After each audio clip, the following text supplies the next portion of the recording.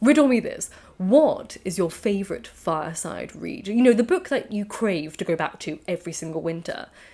I have to be honest, I'm a little bit funny about this because I don't really particularly crave Christmas-themed texts. I tend to crave classics at this time of year, like David Copperfield or even Jane Eyre. You know, something that kind of takes me back to a time when it was a lot quieter, internet didn't exist, and things were just stripped back to books. And a time where books were the primary comfort for many introverted and curious souls. And whilst it seems as such, winter reading isn't actually just a cosy cliche. It has a historical backing to it. I mean, think about it.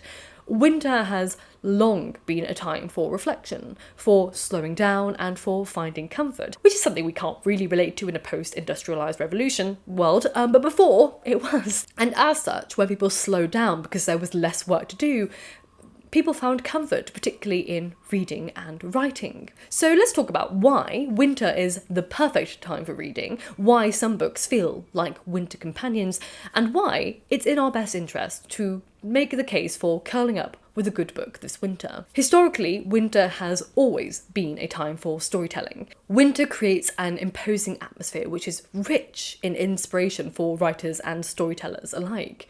In agrarian societies, work slowed down in the colder months, leaving time for tales to be shared by the fire. For those without access to literature, oral storytelling was a primary form of entertainment, and even for those who were literate and had access to books, the earlier nights and cold weather, for the northern hemisphere at least, forced people to go indoors and isolate. The Victorians in particular are famed for their love of winter reading. In fact, reading in general. There is no richer archive than that of Victorian reading experiences. They were fascinated with the experience of reading and described it in vivid detail. Just go through most Victorian novels. There is some kind of description of where the book was when they were about to read it, or the experience of reading it, or where they were sitting whilst reading, etc. And for them and many others, winter is more than a mere backdrop for reading in cosy nights by the fire.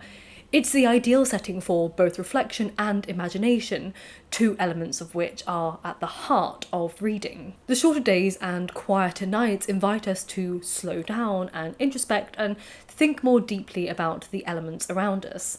Extended dark periods and colder and often wetter weather dull down a lot of the noise, and reading fits perfectly into this rhythmic environment. And with an increase in seasonal affective disorders, as well as increased financial burdens during the winter period, reading can serve as the perfect antidote. Studies have shown that reading can improve mental health by reducing stress and allowing for escapism, which are especially needed for darker months for people with SAD. So think of winter reading as a form of hibernation for the soul, a way to rest and recharge and dream whilst the world outside is still. In an interview, David Foster Wallace talks about the essential need for quiet and how opposed people are for cultivating and embracing environments which are ideal for reading. He says, quote, "There's another kind of boredom that I think we're all talking about, which is reading.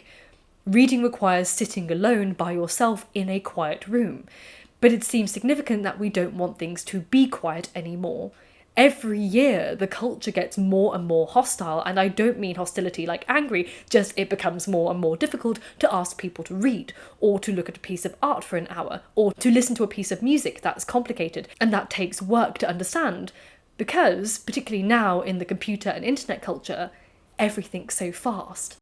So really, reading in the winter is one of the ultimate challenges in today's world, disconnecting ourselves from the hyper-vigilant kind of activity-driven world that we are in and actually switching off more. But before we get any further into reading by the fire things, I'd like to take a moment to thank today's sponsor, which is Squarespace. Squarespace is an all-in-one website platform empowering individuals to create their online web presence or launch a personal passion project.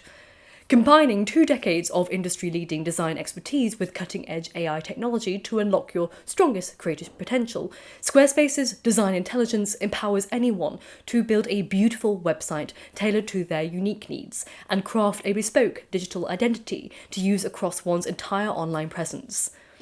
I recently redesigned my website to reflect my colours, and also I'm redesigning my website again to launch my writing communities where I do editorial work and do some, workshops with writers and things like that. And it's really easy because I can do it all on Squarespace. Like me, you can run your whole business easily on Squarespace as a one platform solution, from receiving payments for products that you sell to donations from people who just like your content and want to tip it. And customers can pay with popular payment methods like Klarna, Apple Pay, Afterpay and ClearPay. Squarespace also has an activity scheduling facilities which allows your customers to book appointments, so if you're a coach or a brick and mortar business.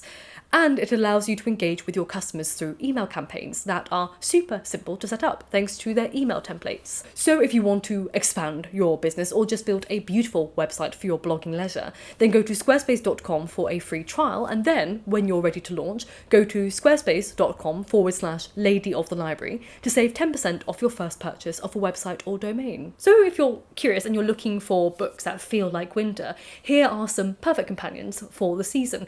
Note, I will link all the books that I mentioned down below in the description box, and they are affiliate linked. So if you do purchase from that link, you support my channel. Additionally, I'm a weird reader, so I'm not going to recommend kind of the conventional. Obviously there's one conventional in there, but I'm a little bit weird in what books I like to read in winter. So the first one I'm going to recommend is Drive Your Plow Over the Bones of the Dead by Olga Tokarczuk. I know, the title's just brimming with festivity, isn't it? This is an existentialist tale about an old woman who is obsessed with translating the poetry of William Blake and also studying astrology, and then she gets wrapped up in a crime spree when the animals decide to take revenge on the humans.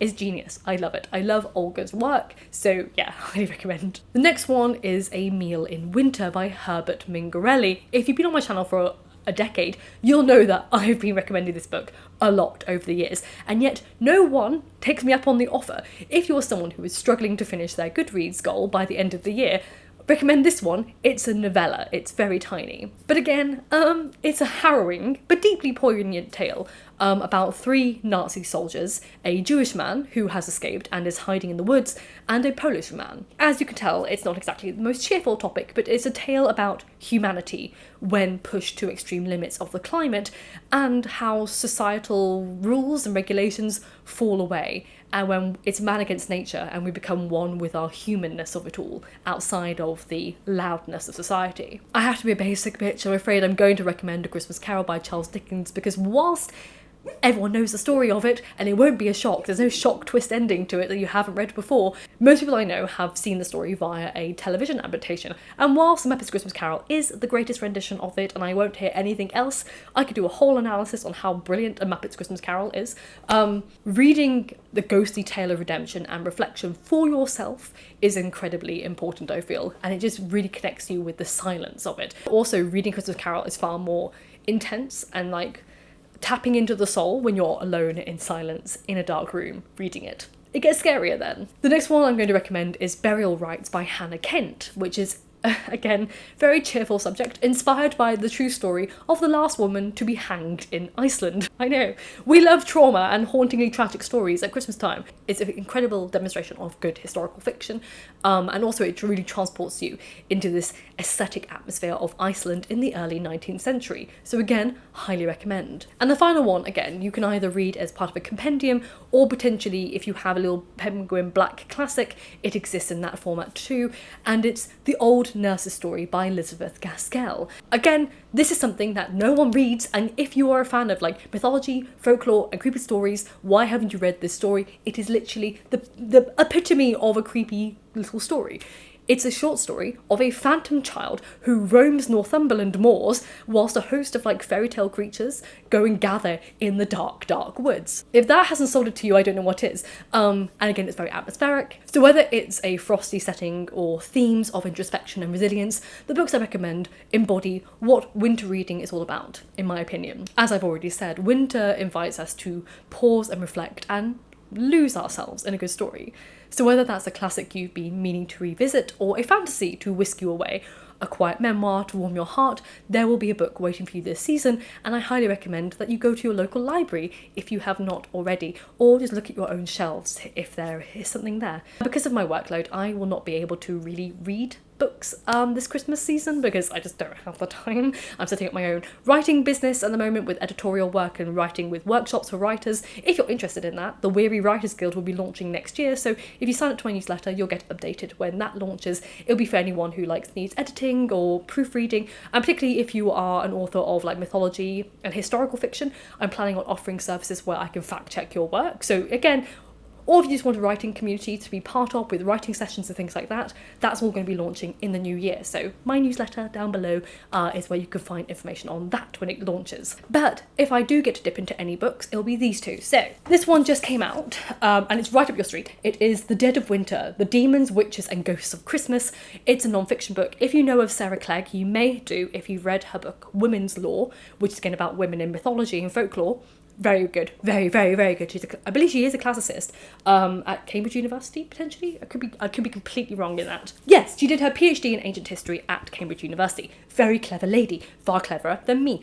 And this is her book about, obviously, folklore traditions, and she kind of went a bit journalistic. So she went to these events, so she went to like a Krampus run and things like that, and she writes about the history in a kind of chatty tone of experiencing it in the modern world, and then tapping back into the history of it as well. So again, she's a very good writer, highly recommend. And the other one I may dip in out of, but doubt I will finish it because I'm such a slow reader, is The Haunting Season, Ghostly Tales of Long Winter Nights. It's a collection of like contemporary short stories. I popped it on my shelf since last Christmas and I haven't read it, so I'd like to read a couple of stories from this at least, even if I can't finish it. It's one of those, I'm a dipper outer. I tend to read a little bit of a book and then dip out. So, but thankfully I have a really good memory for that. Like, I haven't touched The Grapes of Wrath for over a decade, but I know exactly where I left them. And I feel kind of sorry for them because they're just like kind of just there, like leaving a house at the moment. But I left them there a decade ago and I remember exactly where I left off. So at least my brain is quite good at that. Not good at anything else, but it's good at that.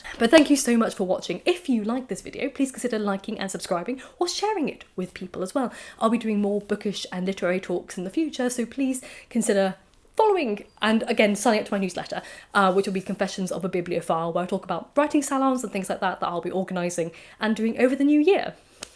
I'm excited to be going back into the bookish industry in my own way. So thank you so much for all your support. Thank you to my Patreons, as always, for your support and making this possible. And I will see you soon for another video. And remember, books save lives. So keep reading.